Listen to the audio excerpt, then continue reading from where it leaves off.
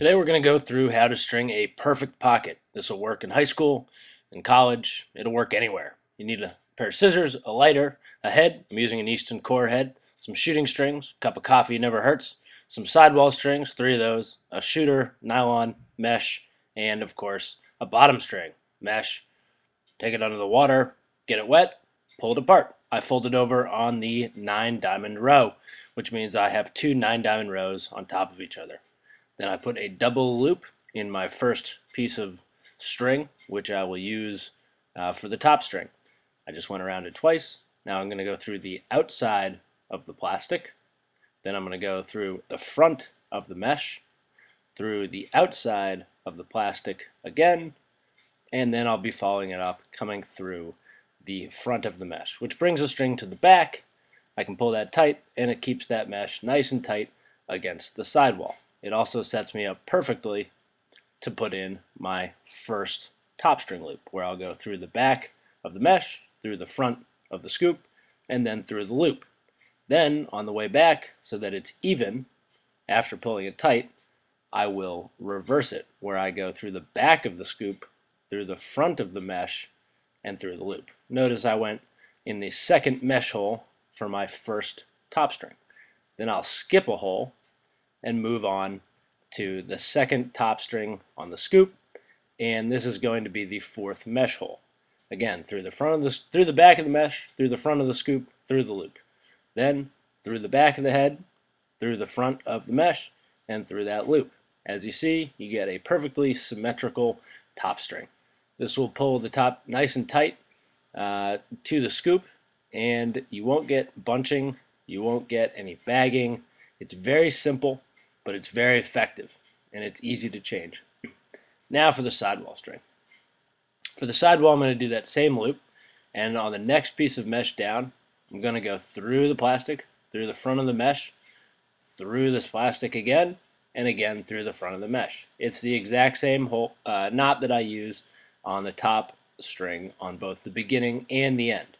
So this is a knot, which is a great way to lock your strings down at the beginning. Now I'm going to pull down a piece without going too tight. Make sure that it's taut. You want the mesh tight. So I'm going to skip a hole on the Easton core head, which has a ton of sidewall holes. Go through the plastic, through the front of the mesh, through the back of the mesh, and then through that loop, pulling it down tight. It's very similar to that first knot that I did on the top string. Now I'm going to continue this process down the sidewall of going through the plastic, through the front of the mesh, through that loop, and pulling it tight.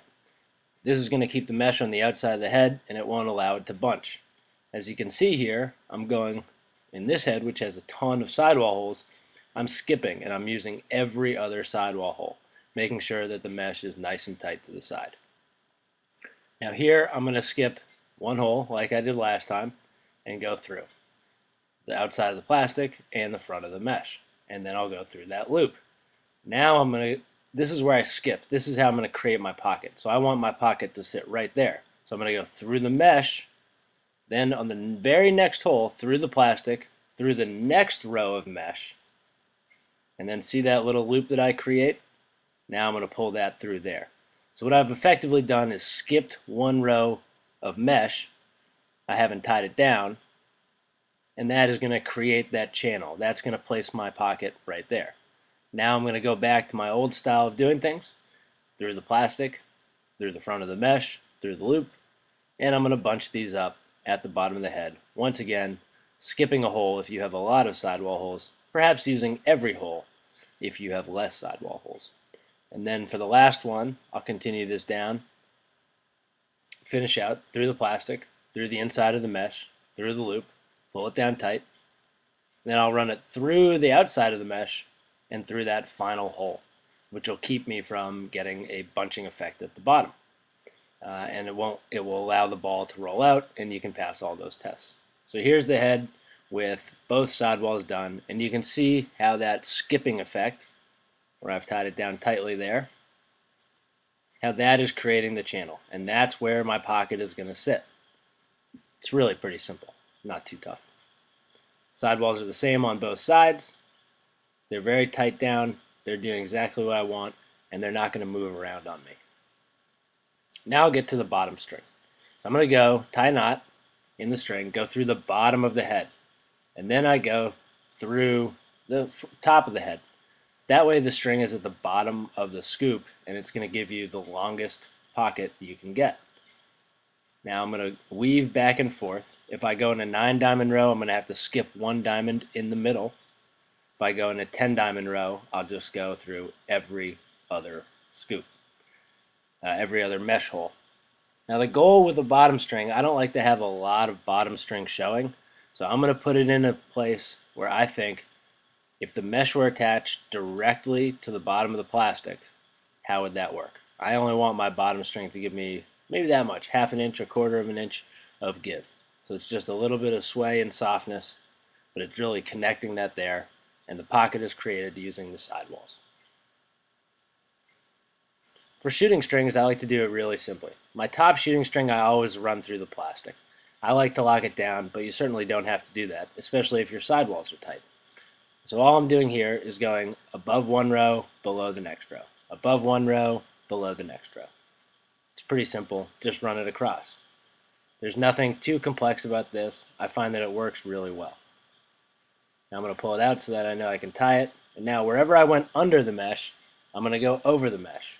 And then I'll go around the string, and then wherever I went under the mesh, again, I'll vice versa it. So whatever I'm doing on one side, I'm doing the other way on the other side, and wrapping it around itself one time.